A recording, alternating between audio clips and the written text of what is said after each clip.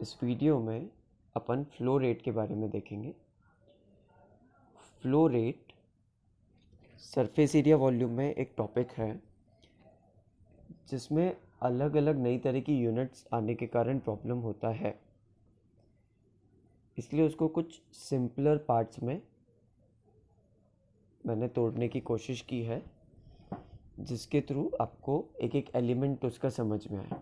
Flow rate के questions करने के लिए सबसे पहले क्रॉस सेक्शनल एरिया का आपको नॉलेज होना चाहिए। क्रॉस सेक्शनल एरिया उस तरह की चीज़ों के लिए यूज़ होता है जो जनरली इनफाइनाइटली लॉन्ग रहती है,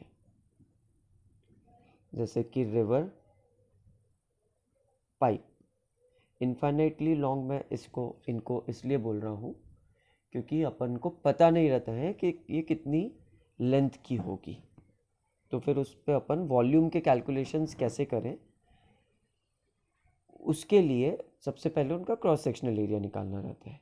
जैसे मेरे हाथ में जो पेन है, इसका अगर क्रॉस सेक्शनल एरिया निकालना है तो अगर मैं इसको बीच में से तोड़ता हूँ, काटता हूँ और फिर मैं देखता हूँ कि इसका एरिया क्या बन रहा है। एरिया मतलब जिसको एक्सक्लूड करके ये पूरा पेन बनाया गया है, तो मेरे को मिलेगा वो सर्कुलर एरिया बन रहा है। वैसे ही रिवर्स का एरिया जनरली ट्रेपेजियम होता है और पाइप्स जनरली सर्कुलर या स्क्वायर या रेक्टेंगुलर भी रहते हैं। Generally circular cross sectional area के रहते हैं, और सर्कुलर क्रॉस सेक्शनल एरिया आप जानते हैं पाई स्क्वायर होता है, या आप डायमीटर में लिखना चाहते हैं तो आप ये लिख सकते हैं pi by 4 D square.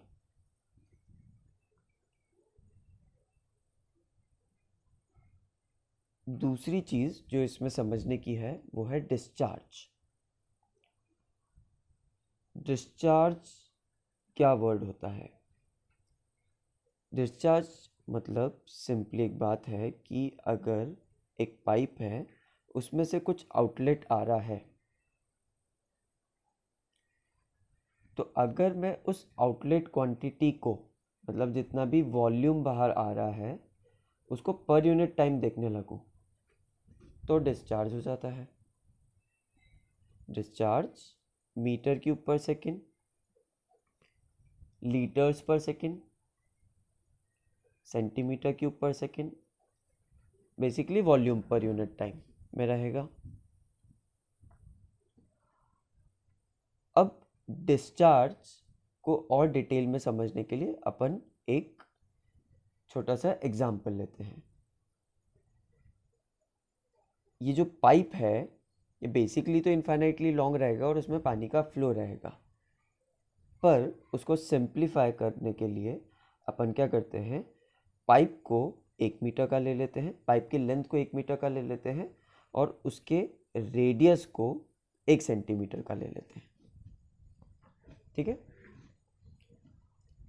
Upon assume करते हैं ये it is filled with water.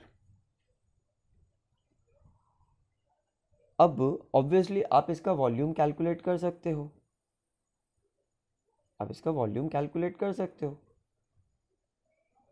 पर इसमें अगर मैं वॉल्यूम कैलकुलेट करना चाहूँ एक अलग तरह के फॉर्मूले से, ये सिलेंडर है और सिलेंडर का फॉर्मूला आप लगा के वॉल्यूम कैलकुलेट कर सकते हो, बट मैं एक छोटे से वेरिएशन से कैलकुलेट करना चाह रहा हूँ।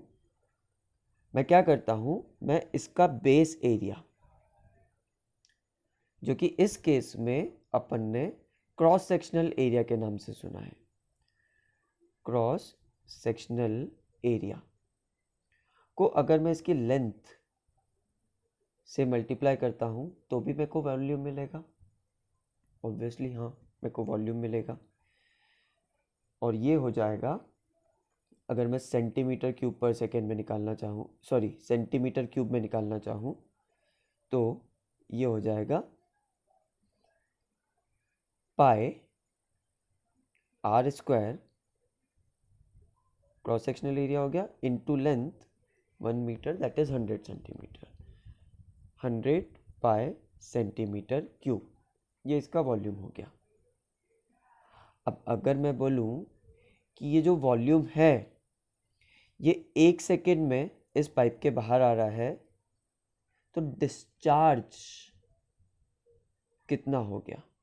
डिस्चार्ज ऑब्वियसली हो जाएगा वॉल्यूम पर यूनिट टाइम, जो कि 1 सेकेंड के लिए हो जाएगा 100 पाई, यूनिट पे ध्यान दीजिएगा सेंटीमीटर क्यूब पर सेकेंड,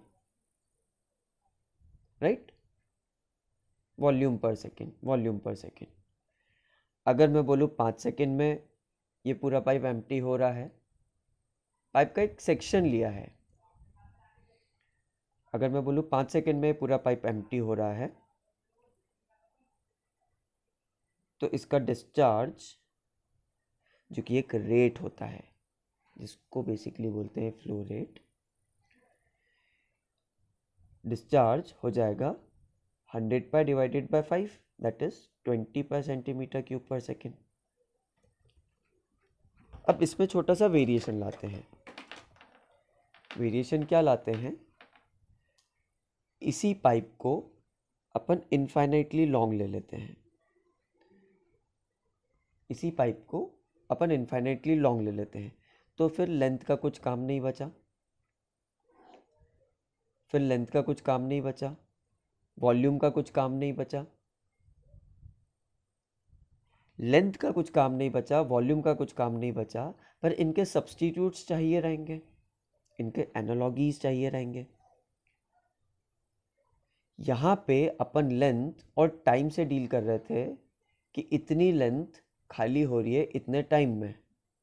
अगर उन दोनों को मैं डिवाइड कर दूं तो मेरे पास एक क्वांटिटी आ जाएगी वेलोसिटी। मैं क्या कहना चाह रहा हूं कि अगर ये पाइप इनफाइनाइटली लॉन्ग रहेगा, अगर ये पाइप इनफाइनाइटली लॉन्ग रहेगा और उसमें पानी का फ्लो बना हुआ है, कंटिन्यूअस फ्लो बना हुआ है, तो जो फ्लूइड है, जो अपने केस में वाटर है, उसकी कुछ वेलोसिटी होगी। वो आप अलग अलग तरीके से मेजर कर सकते हो। जैसे रिवर में कुछ वेलोसिटी है, तो रिवर में कुछ चीज़ फ्रीली फ्लोट हो रही है। अगर रिवर में कोई सी चीज़ फ्रीली फ्लोट हो रही है तो वो रिवर की वेलोसिटी के साथ मूव करेगी, ऑब्वियसली। तो यहाँ पे अपन को वेलोसिटी से काम लेना पड़ेगा। जैसा पहला केस था और 1 मीटर 1 सेकेंड, तो पहले केस में वेलोसिटी हो जाएगी 1 मीटर पर सेकेंड, और डिस्चार्ज, ध्यान से सोचिएगा, डिस्चार्ज हो जाएगा क्रॉस सेक्शन इनटू, डिस्चार्ज हो जाएगा क्रॉस सेक्शन इनटू वेलोसिटी। मैं बताता हूं कैसे। थोड़ा सा अपन एक्स्ट्रा अलग से वर्क करते हैं, समझ में आ जाएगा कैसे। और ये जो एक्स्ट्रा अलग से वर्क कर रहे हैं, ये आपको काफ़ी सारी दूसरी जगह भी काम आएगा। देखिए, जो यूनिट्स होती है उनसे फिजिकल क्वांटिटीज अपन समझ सकते हैं। अगर आपको कोई मैं वैल्यू दूं यूनिट के साथ, तो आप बता सकते हो वो किस फिजिकल क्वांटिटी की है। जैसे मैं लिखूँ 2 मीटर्स, तो आप बता सकते हो ये किसी चीज़ की लेंथ है, लेंथ है, रेडियस है, सरकमफेरेंस है, पेरीमीटर है, किसी चीज़ की लेंथ का डायमेंशन है वो। अगर मैं लिखूँ 10 सेंटीमीटर स्क्वायर, तो बता सकते हो एरिया है, सरफेस एरिया हो सकता है, किसी चीज़ का फ्लैट एरिया हो सकता है, क्रॉस सेक्शनल एरिया हो सकता है, कुछ भी हो सकता है। तो अगर अपने पास यूनिट हो तो अपन फिजिकल क्वांटिटी बता सकते हैं। जैसे आपको याद होगा, वेलोसिटी की यूनिट अपन ने कैसे निकाली थी, उसके फॉर्मूला से। वेलोसिटी होता है डिस्प्लेसमेंट अपॉन टाइम। डिस्प्लेसमेंट की यूनिट आपको पहले से पता थी मीटर्स, टाइम की यूनिट आपको पहले से पता थी सेकेंड्स। दूसरी यूनिट्स भी होती है, but let's for the time being let's take ऐसा यूनिट्स। तो वेलोसिटी की यूनिट आ गई मीटर पर सेकेंड।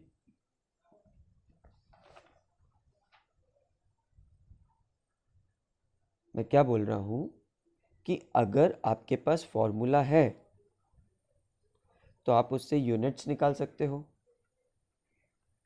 डायमेंशंस, या आपके पास डायमेंशंस है, यूनिट्स है, तो आप अगर ध्यान से मैथमेटिकल एक्सप्रेशंस लिखोगे तो आप फॉर्मूला निकाल सकते हो।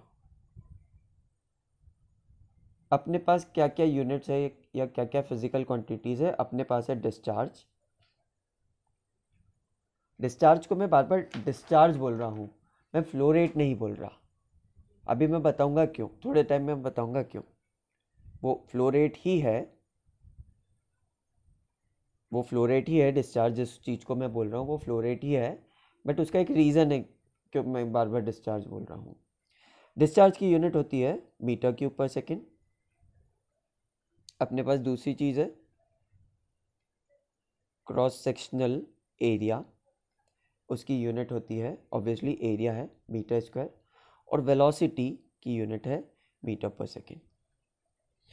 थोड़ा सा सोचेंगे तो ये तीनों रिलेटेड है। वेलोसिटी बढ़ेगी तो डिस्चार्ज बढ़ेगा, क्रॉस सेक्शनल एरिया बढ़ेगा तो डिस्चार्ज बढ़ेगा, और इसके अलावा कोई भी क्वांटिटी लॉजिकली रिलेटेड नहीं होती है, इनमें लॉजिकली रिलेट नहीं हो रही है। इन दोनों यूनिट्स को अगर मल्टीप्लाई करते हैं तो ये यूनिट बनती है। तो अपना फॉर्मूला बन गया डिस्चार्ज इज इक्वल्स टू, अगर आपको ऊपर का समझ में नहीं आया हो तो आप डायरेक्टली ये फॉर्मूला भी याद कर सकते हैं। Discharge is equals to cross sectional area into velocity.